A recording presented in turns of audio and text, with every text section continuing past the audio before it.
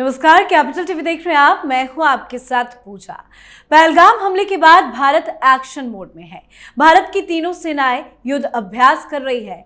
भारत की गरज के आगे पाकिस्तान पस्त है। पाकिस्तानी हुक्मरान गीदड़ भभकी दे रहे हैं। कोई परमाणु बम की धमकी दे रहा है तो कोई पलटवार करने की बात कह रहा है। इन सब के बीच पाकिस्तान के पूर्व पीएम नवाज शरीफ ने अपने छोटे भाई और पाकिस्तान के पीएम शहबाज शरीफ को नसीहत दी है। पूर्व पीएम नवाज ने शहबाज शरीफ से कहा है कि वो कूटनीतिक तरीके से तनाव को कम करने पर जोर दे। नवाज ने युद्ध से दूर रहने की सलाह भी दी है। तो वहीं आज रक्षा मंत्री राजनाथ सिंह ने सुबह सबसे पहले आर्मी चीफ से मुलाकात की और लंबी चर्चा हुई। उसके बाद रक्षा मंत्री राजनाथ सिंह प्रधानमंत्री आवास पहुंचे और वहां पीएम नरेंद्र मोदी से मुलाकात की गई। राजनाथ ने पीएम को ताजा हालात के बारे में अपडेट दिया है। दोनों नेताओं के बीच करीब 40 मिनट तक गहन चर्चा हुई है। अब कुछ बड़ा होने की चर्चा तेजी से आगे बढ़ रही है।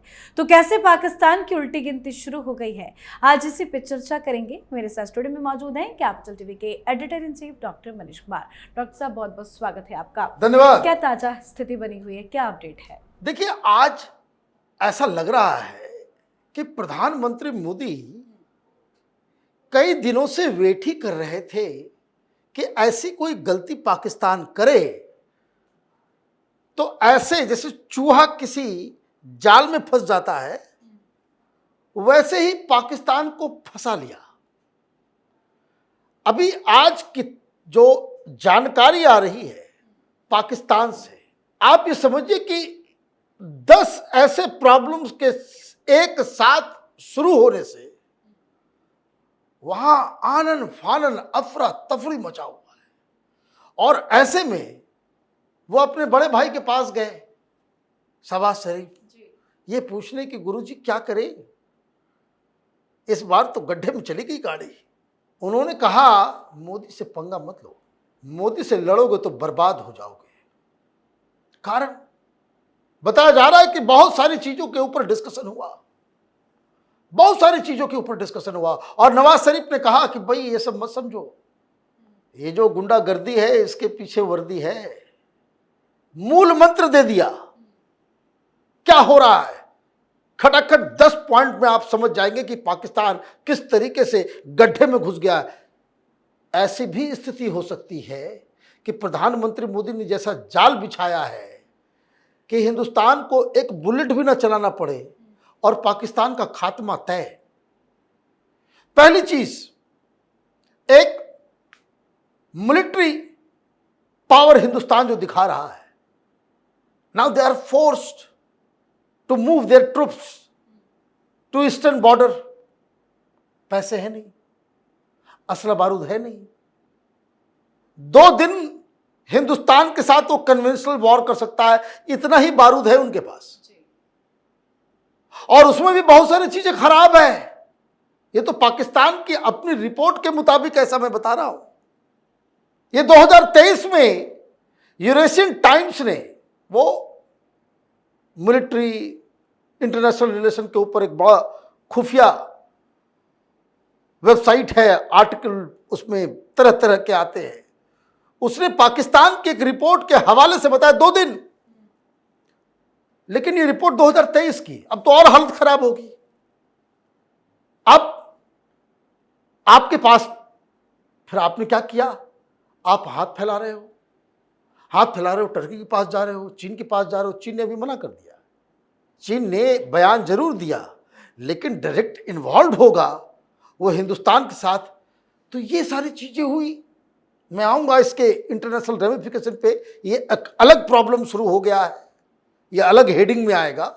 ये आपको बाहर से सामान मंगवाना पड़ रहा है, पैसे नहीं है, पैसे नहीं है। ये सब चीज उधार पे थोड़ी मिलता है। तो एक तो मिलिट्री का प्रॉब्लम हो गया। मिलिट्री में एक दूसरा प्रॉब्लम शुरू हो गया। पॉइंट नंबर 2, आज खबर आई कि 2 दिन से गायब है भाई साहब। मुनीर साहब गायब हैं, अंडरग्राउंड हैं। क्या कर रहे हैं? वहां दनादन इस्तीफा हो रहा है। जी जी, उनके भी इस्तीफे की मांग की जा रही है। उनके भी इस्तीफे की मांग की जा रही है। चिट्ठी लिख करके लोग ये कह रहे हैं, आर्मी के लोग, कर्नल रैंक के लोग, मेजर, लेफ्टिनेंट, कैप्टन, वो कह रहे हैं कि भाई तुम्हारे चक्कर में आज जो है हम 1971 की स्थिति में आ गए हैं। 1971 की स्थिति का मतलब कि जब पाकिस्तान का बंटवारा हो गया था, बांग्लादेश बन गया था, फिर तुम जो है ऐसा काम किए हो कि आज बंटवारे का। तो ये देखिए 3 प्रॉब्लम आर्मी का। एक जो और खुफिया खबर आ रही है कि he is preparing his own game plan, कि ये सारी चीजें हाथ से निकलेगी तो हम सीधे ओवर पावर कर लेंगे, सीधे सीधे आर्मी रूल लगा देंगे। जैसे नवाज शरीफ को हटाकर मुशर्रफ ने कब्जा किया था, तो जूनियर शरीफ को हटा करके ये मुनीर जो है, मौलाना मुनीर, वो कब्जा करेगा। तो ये एक समस्या है। अभी समस्या का तो लिस्ट खत्म ही नहीं हुआ है। ये खबर आई कि सिंधु जल संधि खत्म कर रहे हैं, आज फिर खबर आई उधर जल रहा है, वो प्रोटेस्ट हो रहा है भयंकर, हाईवे जाम है, गाड़ियों में आग लगाई जा रही है। क्यों लगाई जा रही है? वो इसलिए लगाई जा रही है कि देखिए वहां सिंधु नदी ही कराची के पास वो अरब सागर में जाकर के मिलती है। पानी का एक ही सोर्स है सिंध में, वो है सिंधु नदी। अभी ये प्रधानमंत्री मोदी ने कहा कि भाई हम इसको बंद करेंगे, उससे पहले से एक पंगा चल रहा था। क्या? कि पानी को रोकने के लिए वो लोग बैराज बना रहे थे। वो बैराज जो बन रहा है वो कह रहे हैं भाई बैराज में तो पानी कम आएगा, तब तो बैराज में तुम रोक लोगे, अपना इस्तेमाल करोगे, तो हमें भी चाहिए। तो एक अलग प्रॉब्लम शुरू हो गया है। फिर खबर यह आ रही है कि बलूचिस्तान में फिर आज एक बवाल हुआ है, आर्मी को घेरा जा रहा है वहां पे। तो ये सारी डिस्टर्बेंस तो है ही। इस बीच एक नई पॉलिटिकल डेवलपमेंट हुई है। ये इमरान खान के लोग जो है वो सड़क पे आ गए, मैदान में, कब रिहा करो पहले, इंडिया से बाद में लड़ना, पहले इसको रिहा करो। तो एक अलग हो रहा है। आर्थिक स्थिति आपकी खराब, सब कुछ खराब। ये तो आपके इंटरनल प्रॉब्लम्स है। लेकिन प्रधानमंत्री मोदी ने जो जाल बिछा रखा था, जिसमें पाकिस्तान नाम का चूहा जाकर के फंस गया, वो इस प्रकार से है। बहुत सारे लोगों को मैं देख रहा हूं भाई चाइना आ जाएगा उधर, तो चाइना जैसे आया तो इसका मतलब अमेरिका किधर गया, रूस किधर है, इधर है। फ्रांस के साथ आज डील हो रही है, 63,000 करोड़ का राफेल हम लेकर के आ रहे हैं। फिर चिंता ये नहीं है कि चाइना क्या करेगा, ये क्या करेगा, चिंता पाकिस्तान की ये है कि अमेरिका पूरी तरीके से बैक कर रहा है। सारा इंटेलिजेंस, सारा इंफॉर्मेशन वो हिंदुस्तान को दिया जा रहा है। तो अगला जोर जो है कि आपने, प्रधानमंत्री मोदी ने दुनिया भर में जाकर के क्या कन्विंस कर दिया कि ये टेरर यही करवा रहा है। तो FATF की मीटिंग होने वाली है। आप ब्लैक लिस्ट में चले जाओगे तो फिर जो लोन वोन जो इधर उधर जो खैरात पे जो चल रही है तुम्हारी दुकान, वो बंद हो जाएगी। तो एक और ये मुसीबत, आप कैसे लड़ोगे? और जो आर्मी वाले जो इस्तीफा देकर के भाग रहे हैं, वो क्यों भाग रहे हैं? उनको मालूम है कि ये तो हारी हुई बाजी में जाकर के क्यों अपने, और सारे लोग अपने अपने परिवारों को बाहर भेज रहे हैं। मुनीर का खुद का परिवार लंदन चला गया, दे आर शिफ्टिंग। क्यों? ये प्रधानमंत्री मोदी का गेम प्लान है। लेकिन मेन गेम तो कुछ और हो गया। पाकिस्तान ऑलरेडी, उनके रिश्ते जो है अफगानिस्तान के साथ खराब चल रहे थे। 40% सैनिक वो अफगानिस्तान और ईरान के बॉर्डर पे, बलूचिस्तान को कंट्रोल करने पे, 60% हिंदुस्तान के बॉर्डर पे। अब वहां से शिफ्ट करना पड़ रहा है। POK, आप देखिए बहुत सारी तस्वीरें आ रही है कि पाकिस्तान की सेना जो है मूव कर रही है, POK आ रही है। बहुत सारे लोग कह रहे हैं कि भाई POK के ऊपर हमला होगा, POK के ऊपर हमला होगा। अरे भाई कई क्यों गेस करते हो? प्रधानमंत्री मोदी क्या करेंगे, ये गेस मत किया करो तुम लोग, ये तो तुम्हारे बस की बात है नहीं। वो क्या होगा अचानक से, वो खबर आने के बाद ही मालूम चलेगा। तो ये जो हो रहा है, तो कल रात अफगानिस्तान के विदेश मंत्री के साथ हिंदुस्तान के जो ईरान, पाकिस्तान, अफगानिस्तान जो बेंच है, उसके जो चीफ है, वो उनसे मुलाकात करके आ गए। अब मुलाकात करके आ गए, उनको कह दिया गया भाई सारे इंफ्रास्ट्रक्चर का काम होगा, पैसे भेजेंगे हम, काम होगा, लेकिन थोड़ा इंतजाम भी करना होगा। क्या? What they discussed? Regional developments.